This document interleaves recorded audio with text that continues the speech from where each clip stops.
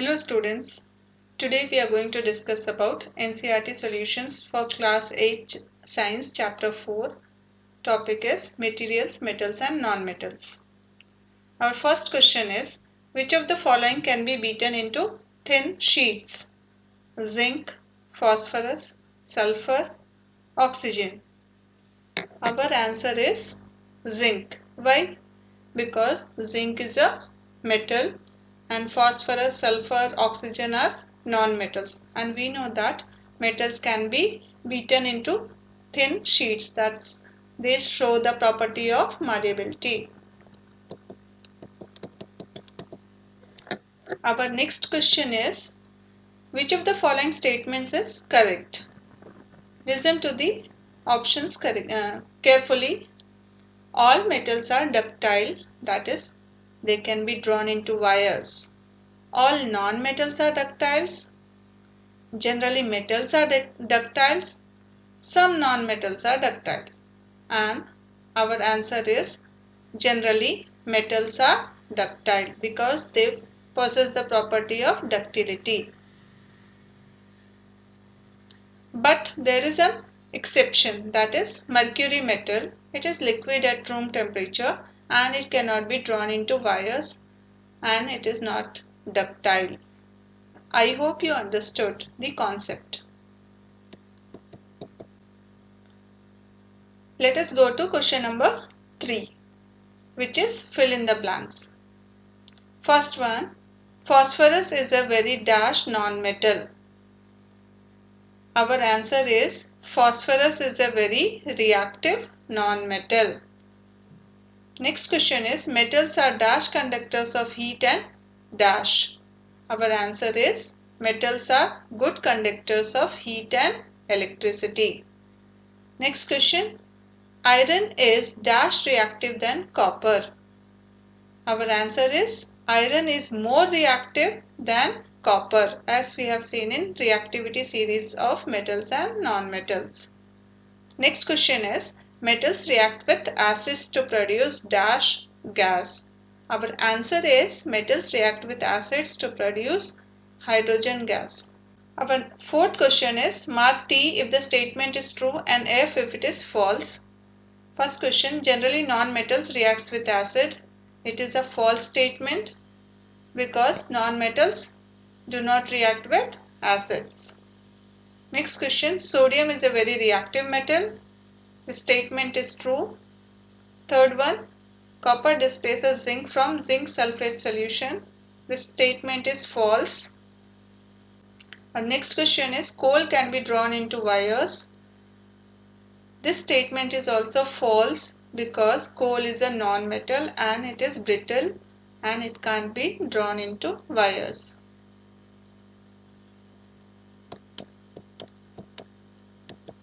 Let us proceed to next question. Question number 5. Let us proceed to question number 5. Some properties are listed in the following tables. Distinguish between metals and non-metals on the basis of these properties. Some of the properties are appearance, hardness, malleability, ductility, heat conduction, conduction of electricity. So let us discuss. Appearance, metals are generally lustrous, non-metals are dull. Hardness, metals are hard, non-metals are soft. Malleability, can be beaten into thin sheets in case of metals, cannot be beaten into thin sheets in case of non-metals. Ductility, can be drawn into wires in case of metals, cannot be drawn into wires in case of non-metals.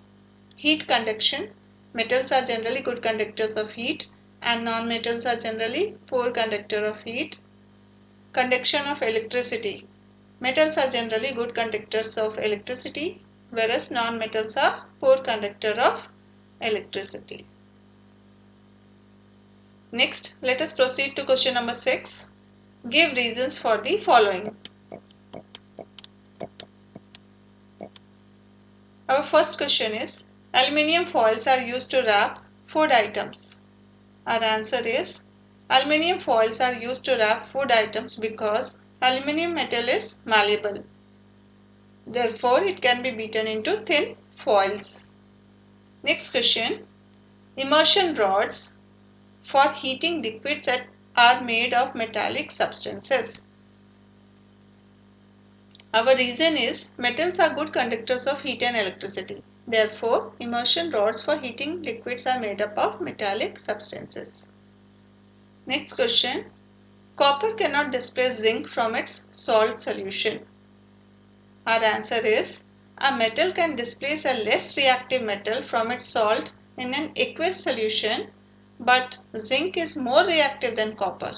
Therefore, copper cannot displace zinc from its salt solution. See the reaction, copper plus zinc sulfate, there is no reaction. Next question is sodium and potassium are stored in kerosene.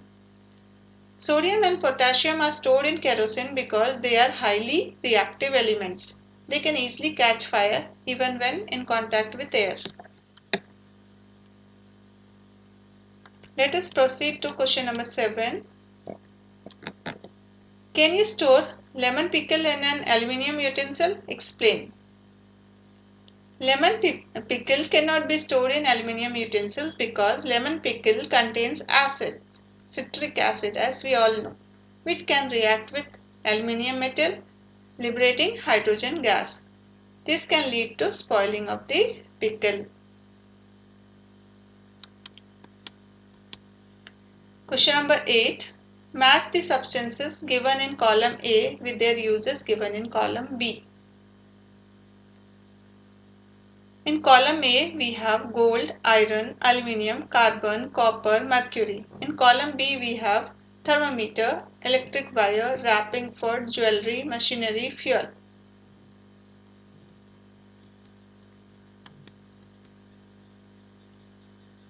Now, what is the use of gold? Gold is used for making jewelries. Iron, where can we find the use of iron? In machineries. Aluminium, it is used for wrapping food. Carbon is used as a fuel. Copper is used in electric wires and mercury is used in thermometers. Next, question number 9. Here are some of the reactions which we need to learn. What happens when dilute sulfuric acid is poured on a copper plate? When dilute sulfuric acid is poured on a copper plate, there will be no reaction between copper and dilute sulfuric acid, as copper is less reactive and hence no products will be formed. Next question. Iron nails are placed in copper sulfate solution. Iron being more reactive displaces copper from copper sulfate solution. In this reaction, the blue color of copper sulfate fades and there is deposition of copper on the iron nail. Here is the reaction. Iron Fe reacts with copper sulfate CuSO4 to form iron sulfate, that is FeSO4 plus copper Cu. Question number 10. Saloni took a piece of burning charcoal and collected the gas evolved in a test tube. How will she find the nature of the gas? And B. Write down word equations of all the reactions taking place in this process. Answer A. Add a few drops of water in the test tube containing gas. Now cover the test tube and shake it well. After shaking, test the solution with blue litmus and red litmus. It will turn blue litmus to red. Thus, the gas is acidic in nature. B. Charcoal reacts with oxygen to form carbon dioxide gas. C. Carbon from charcoal plus O2 oxygen. It forms CO2, carbon dioxide gas. Carbon dioxide reacts with water to form carbonic acid, which turns blue litmus paper red. Here you can see the reaction. CO2, carbon dioxide plus water H2O gives H2CO3, which is carbonic acid, and it turns blue litmus red. Question number 11. One day, Rita went to a jeweler's shop with her mother. Her mother gave an old gold jewelry to the goldsmith to polish. Next day, when they brought the jewelry back, they found that there was a slight loss in its weight. Can you suggest a reason for the loss in the weight? Answer. To polish a gold ornament, it is dipped in a liquid called aqua regia.